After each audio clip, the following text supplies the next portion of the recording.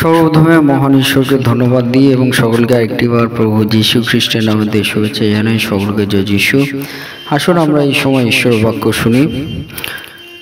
আজকের যে আলোচনার বিষয় তা হলো যে ঈশ্বর তিনি আমাদের বল ও শক্তি। আসুন আমরা ঈশ্বর বাক্য শুনি। গীত সংহিতা 18 অধ্যায় 1 পদ। হে সদাপ্রভু মম বল, আমি তোমাতে অনুরক্ত।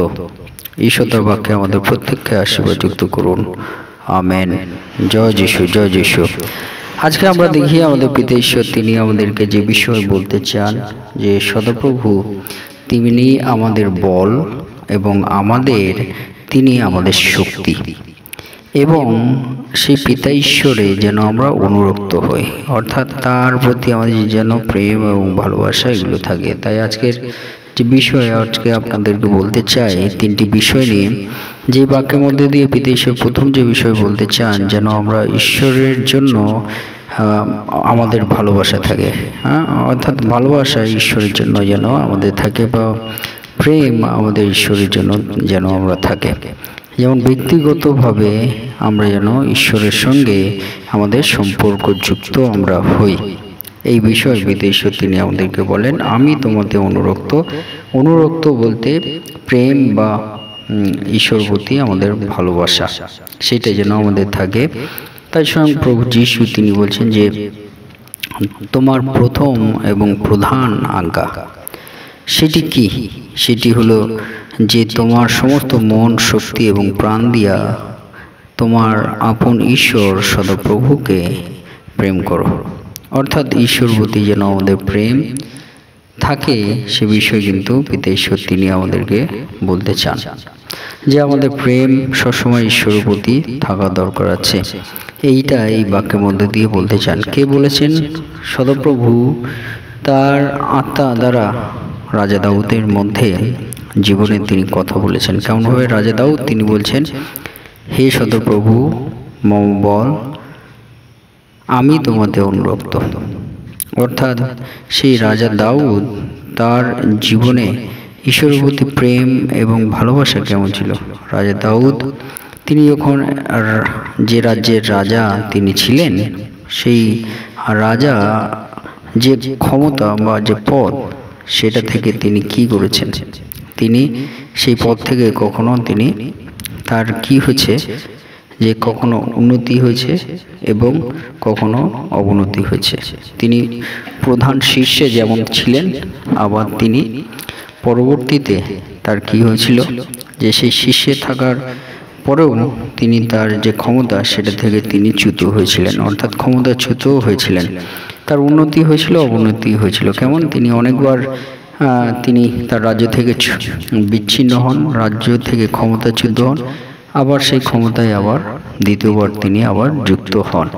অর্থাৎ তার আপ ডাউন বা ভালো মন্দ বা তার সুখ দুঃখ সময় গেছিল, কিন্তু সেই সময়ও থাকতেও তিনি যখন তার রাজ্য হারিয়েছেন তখনও সদাপ্রভুকে তিনি প্রেম করেছেন, ভালোবেসেছেন। আবার তিনি যখন তার রাজ্যে ফিরে এসেছেন, ক্ষমতায় ছিলেন, তখনও তিনি সদাপ্রভুকে প্রেম করেছেন। তাহলে এর মধ্যে দিয়ে পিতা ঈশ্বর তিনি আমাদেরকে কি বলতে চান? রাজা দাউদ যেমন তিনি দায়িত্ব পালন করেছিলেন, তেমনি আমাদেরকেও সেইভাবে ঈশ্বরের প্রতি আমাদের প্রেম যেন আমাদের থাকে। পিতা ঈশ্বর সে বিষয় বলেন।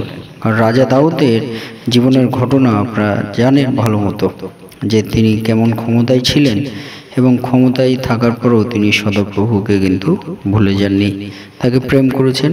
এবং তিনি যখন ক্ষমতাচ্যুত হয়েছেন আপনারা ভালোভাবে জানেন, এবং আপনারা জানার চেষ্টা করবেন যে রাজা দাউদ কতবার তিনি তার রাজ্য থেকে তিনি পরাজিত হয়েছিলেন, কিন্তু তা সত্ত্বেও তিনি সদাপ্রভুকে প্রেম করেছেন, তিনি ছেড়ে যাননি, তিনি সদাপ্রভুর সঙ্গে সঙ্গেই তিনি ছিলেন। হালেলুয়া। এবং 2 নম্বর বিষয় আপনাদের বলতে চাই, তা হলো যে ঈশ্বর তিনি কিন্তু আমাদের শক্তি। তাই বলছে হে সদাপ্রভু মম বল। অর্থাৎ রাজা দাউদ তিনি বলছেন, হে সদাপ্রভু মম বল, অর্থাৎ আমার ঈশ্বর তুমি আমার বল, আমার শক্তি। হ্যাঁ, কেন ঈশ্বর মানে হলো শক্তি?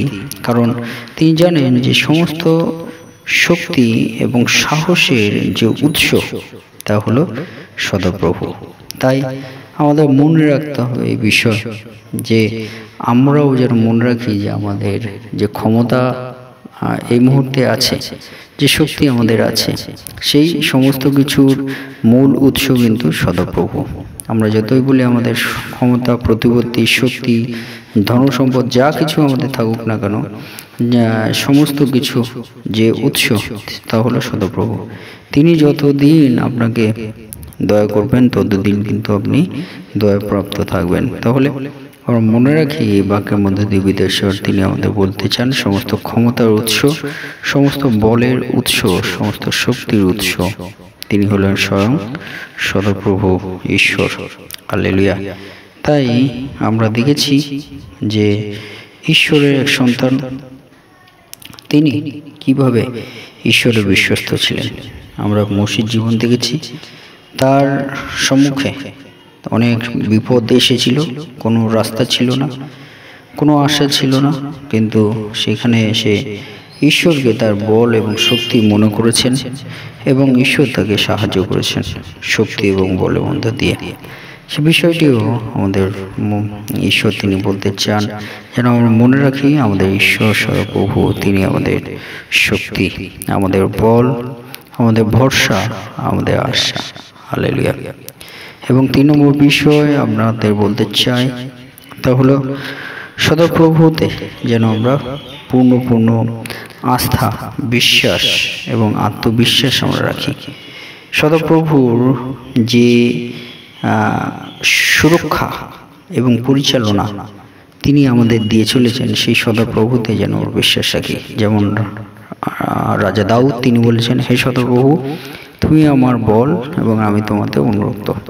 তা অর্থাৎ সদাপ্রভু তিনি আমাদের শক্তি এবং তার প্রতি আমি প্রেমে আসক্তি আছে। এই কথা মধ্য দিয়ে বিদেশ্বর এই বাক্যের মধ্যে দিয়ে তিনি বলতে চান তিনি কিন্তু আমাদের সুরক্ষা আমাদের দিয়ে থাকেন এবং পরিচালনা দিয়ে থাকেন। তার পরিচালনা এবং সুরক্ষা ছাড়া কিন্তু আমরা কখনো আমরা কিন্তু দয়াপ্রাপ্ত নই। তাই আমরা মনে রাখি আমাদের ঈশ্বরকে যেন আমরা প্রতিনিয়ত আমরা ডেকে চলি, তাকে যেন আমরা না ভুলি। তিনি আমাদের ঈশ্বর, আমরা তার চরণতলে আমাদের জীবনকে যেন রাখি। ঈশ্বর তার বাক্যে আমাদের প্রত্যেককে আশীর্বাদযুক্ত করুন। আমেন। স্বর্গীয় পিতা প্রভু, তোমায় ধন্যবাদ দিই, আজকে আবার এই সুন্দর সময় দিয়েছো, আর এই সময় তোমার চরণতলে আমাদের জীবনকে সমর্পিত করি আরেকটি বার।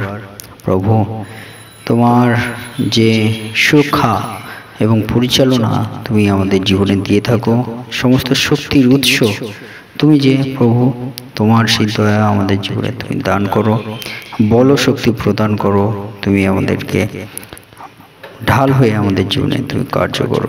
সঙ্গে থাকো এই প্রার্থনা প্রভু যিশু নামে চাই। আমেন। জয় যিশু, জয় যিশু।